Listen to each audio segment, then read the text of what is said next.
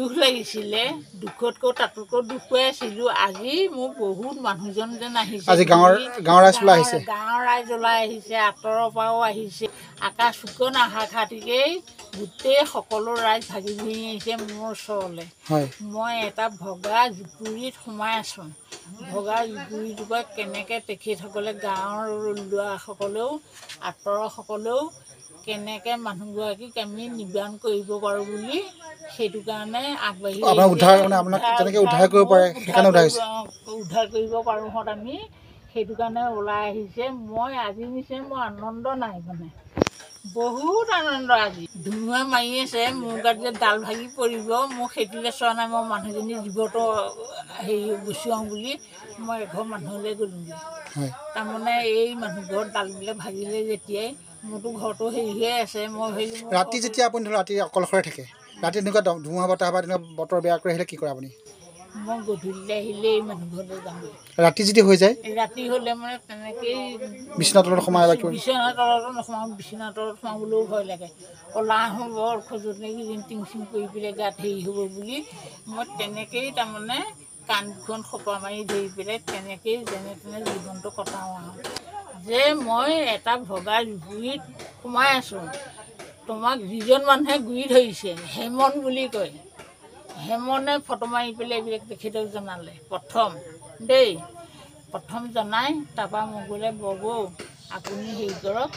মই এই ফটোটো একেবাৰে আকাশ ফুকনলৈ দিওঁ তেখেত আহিছিলে এই মই বেলেগ সুখী বুলি কৈছিলোঁ মই আজি নিচিনা সুখী নাই আৰু মই মানুহখিনিক পাইছোঁ আকাশ ফুকনক পাইছোঁ নামটো শুনিছোঁ দেখা নাই আজি দেখিবলৈ পাম নিজৰ সন্তানৰ গতে মই আগুৰি ল'ব পাৰিম তোমালোকে আহিছে তোমালোকক জানো মই জানো এতিয়া বেয়াকৈ হেৰি কৰিছোঁ মানুহৰ প্ৰতি আন্তৰিকতা থাকিব লাগিব সেয়াকে মানুহ বুলি কয় পশুৱেহে পশু কাম কৰে মানুহে মানুহ কাম কৰে নকৰে আজি আপুনি সুখী এই মই সুখী বুলিছোঁ নহয় মোৰ আজিৰ নিচিনা আনন্দ নাই মই বহুত ঢকিয়াই গৈছোঁ আজি খুব আনন্দ পাইছোঁ মই যেন ঘৰটো কথালৈ জানে মই মানুহখিনিক পাইছোঁ যে কিমান আঁতৰৰ পৰা মানুহখিনি আহি পেলাই গাঁৱখিনিয়ে আহি পেলাই সিমূৰৰ পৰা আহিছে কিমান মানুহ আহিছে মেম্বাৰ আহিছে সকলোখিনি আহিছে মানে মই আচলতে বাইদেউনে মোৰ বৰমাই হ'ব বা খুৰী মানত বৰমা বা খুৰী হ'ব কিন্তু কথাটো আমাৰ স্থানীয় যুৱকসকলে কৈ থাকে আমাৰ যিসকল কাৰ্যকৰ্তা যুৱবন্ধু আছে ভাৰতীয় জনতা পাৰ্টী অসম গণ পৰিষদৰ স্থানীয় বহু যুৱকেও আমাক বিষয়টো অৱগত কৰিছিলে হয়তো যোৱা পৰহি প্ৰায় আচলতে কাম আৰম্ভ হৈছিলে যোৱাকালি দ্ৰুতগতিত কাম হ'ল আজিও হৈছে অহাকালি আৰু পৰহিৰ ভিতৰত ইয়াৰ সমাপ্ত হ'ব এটা ঘৰ তেখেতৰ নিৰ্মাণৰ আমি সিদ্ধান্ত গ্ৰহণ কৰিছিলোঁ কিছু ঘৰটো শোচনীয় অৱস্থা গতিকে মই ভাবোঁ যে আমি নিৰ্মাণ কৰি দিছোঁ ইয়াত আমি গিনিপিক কৰিব বিচৰা নাই আমি প্ৰকৃত অৰ্থত বুজিবলৈ আহিছিলোঁ তেওঁ গোটেই অৱস্থাটোৰ কথা কিয় এইটো পৰিৱেশৰ সন্মুখীন হ'ল আৰু কিয় তেওঁক আমি প্ৰধানমন্ত্ৰী ঘৰটো দিব নোৱাৰিলোঁ সেই বিষয়টো আমি কাণত পাতি লৈ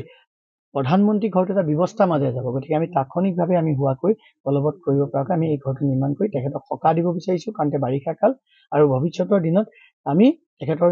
যিখিনি নথি পত্ৰ আছে আমি ইতিমধ্যে কথা পাতিছোঁ এইখিনি নথি পত্ৰৰ যোগ্যতা আছে তেখেতৰ প্ৰধানমন্ত্ৰী ঘৰটো পাবৰ কাৰণে গতিকে সেইটো আমি ব্যৱস্থা কৰি দিম আৰু এই মুহূৰ্তত মই এইকাৰণে মোৰ মনটো আজি বেছি উৎফুল্লিত হৈছোঁ যে আজি দেৰগাঁও বিধানসভা সমষ্টিত ৰাইজে আমাক যথেষ্ট সমৰ্থন দিছে আমাৰ কামাখ্যা প্ৰসাদ ডাঙৰীয়াক সাংসদ হিচাপে নিৰ্বাচন কৰাত যথেষ্ট সমৰ্থন দিলে আৰু দ্বিতীয় কথাটো কেন্দ্ৰটো আমাৰ চৰকাৰ ইতিমধ্যে আমাৰ ভাৰতীয় জনতা পাৰ্টীৰ চৰকাৰ হ'ব অসমত 11খনলৈকে ইতিমধ্যে আমাৰ চিটত আমি আগবাঢ়ি আছোঁ ভাৰতীয় জনতা পাৰ্টী অসম গণ পৰিষদৰ আমাৰ মিত্ৰজোঁটে ঘৰখনৰ অৱস্থা ইমানেই বেয়া মানুহ থাকিব পৰা পৰিস্থিতিৰ অৱস্থা নাই মানে মানুহগৰাকী আৰু তেখেতৰ কোনো নাই আত্মীয় কোনো নাই ল'ৰা ছোৱালী নাই গতিকে আমি আহি চাই পেলাই দেখিলোঁ ঘৰখনৰ ইমান এটা অৱস্থা ঢুকা দি থৈছে ইয়াত আপোনাৰ বাৰিষা পানী হ'লে এতিয়া বাৰিষা টাইম পানী হৈ গ'লে মানুহজনী ক'ত থাকিব অৱস্থা নাই আজি ঘৰৰ চৰকাৰী ঘৰ এটা পোৱালে এতিয়া আমি দেখিলোঁ যিহেতু ৰখাই থ'ব নোৱাৰোঁ মানুহগৰাকীক আমি যেনেকৈ পাৰোঁ আকাশদাক কৈছোঁ আপুনি ইতিমধ্যে গম পাইছে আকাশদাকো ক'লোঁ যদি পাৰি কিবা এটা সহায় কৰক আমি সেইকাৰণে আমাৰ যিখিনি ল'ৰা আছে আমি ওলাই আহি সকলোৱে গাঁৱৰ যুৱকখিনি শ্ৰমদান কৰিছে আৰু তাৰ বাবে যিখিনি আৰ্থিক প্ৰয়োজন সেইখিনি আকাশ ফুকনদেৱে আমাক সহায় কৰিম বুলি তেখেতে কথা দিছে তেখেতো আহি আছে ইতিমধ্যে খবৰ দিছে তেখেতে আৰু আমি যিমান পাৰোঁ সহায় কৰিবলৈ মানুহজনী ঘৰটো বনাই দিয়াৰ ক্ষেত্ৰত সহায় কৰিবলৈ আমি চেষ্টা কৰিছোঁ